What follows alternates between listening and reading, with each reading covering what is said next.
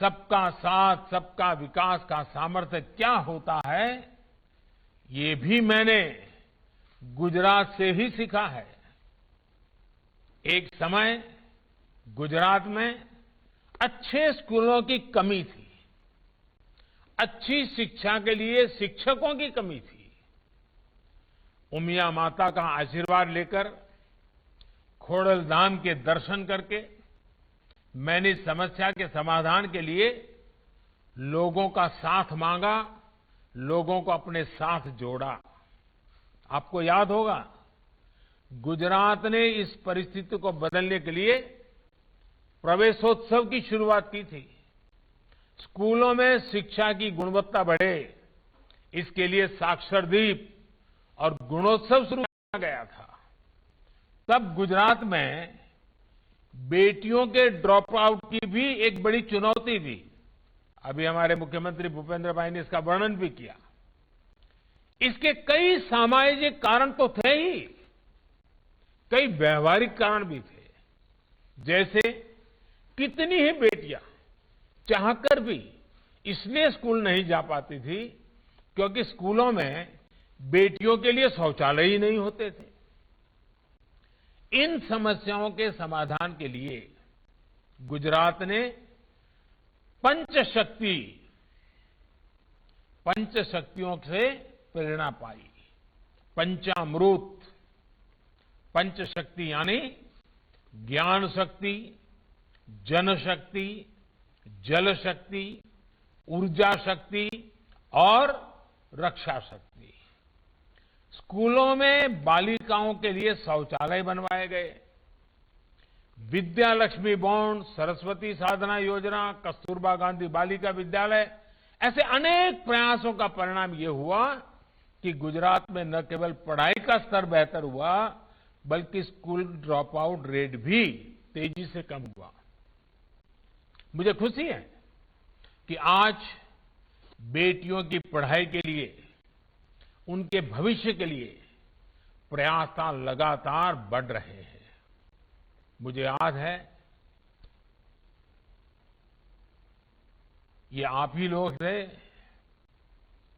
जिन्होंने सूरत से पूरे गुजरात में बेटी बचाओ अभियान चलाया था। और मुझे याद है, उस समय मैं आपके समाज के लोगों के बीच में आता था तो ये कड़वी बात बताए बिना कभी चुकता नहीं था। आप राजी हो जाएं, नाराज हो जाएं, इसका ख्याल किए बिना मैंने हमेशा कड़वी बात बताई थी बेटियों को बचाने की। और मुझे आज संतोष से कहना है कि आप सबने मेरी बात को उठा लिया और आपने सूरत से जो यात्रा निकाली थी, पूरे गुजरात में जाकर के, समाज के हर कोने में जाकर के, गुजरात के हर कोने में जाकर के बेटी बचाने के लिए लोगों के शपथ दिलवाए थे। और मुझे भी आपके उस महाप्रयास में आपका साथ जुड़ने का मौका मिला था।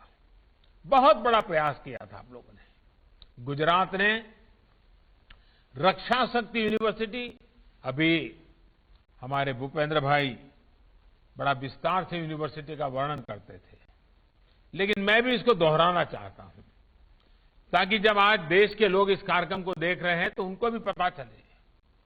गुजरात ने इतने कम समय में रक्षा शक्ति यूनिवर्सिटी, दुनिया की पहली forensic science university, law university और दीनदयाल एनर्जी यूनिवर्सिटी, इसके साथ ही दुनिया की पहली children's university, teachers training university, sports university, Kamdhenu university जैसी अनेकों इनोवेटिव शुरुआत करके देश को नया मार्ग दिखाया है।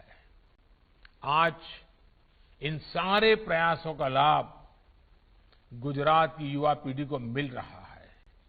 मैं जानता हूं आप में से अधिकतर को इनके बारे में पता है और अभी भूपेंद्र भाई ने बताया भी है, लेकिन आज मैं ये बातें आपके सामने इसलिए दोहरा रहा हूं क्योंकि जिन प्रयासों में आपने मेरा साथ दिया, आप मेरे साथ कंधे से कंधा मिलाकर के चले, आपने कभी पीछे मुड़कर के देखा नहीं। उससे मिले अनुभव आज देश में बड़े बदलाव ला रहे हैं। साथियों, आज नई राष्ट्रीय शिक्षा नीति के जरिए देश की शिक्षा व्यवस्था को भी आधुनिक बनाया जा रहा है। नई राष्ट्रीय शिक्षा नीति में प्रोफेशनल कोर्सेज की पढ़ाई स्थानीय भाषा में, मातृभाषा में कराए जाने का विकल्प भी दिया गया है। बहुत कम लोगों को समझ आ रहा है कि इसका कितना बड़ा प्रभाव पैदा होने वाला है। गांव का गरीब का बच्चा भी अब अपने सपने साकार कर सकता है। भाषा के कारण उसकी जिंदगी में अब रुकावट नहीं आने वाली है। अब पढ़ाई का मतलब डिग्री तक ही सीमित नहीं है, बल्कि पढ़ाई को स्किल के साथ जोड़ा जा रहा है। देश अपनी पारंपरिक स्किल को भी अब आधुनिक संभावनाओं से जोड़ रहा है।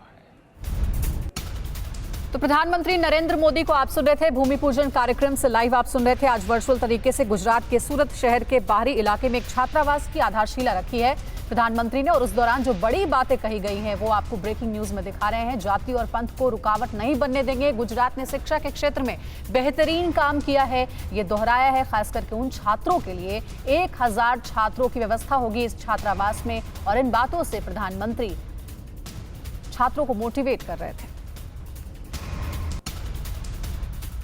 परवाह देश की, सोमवार से शुक्रवार रात 10 बजे TV9 भारतवर्ष पर।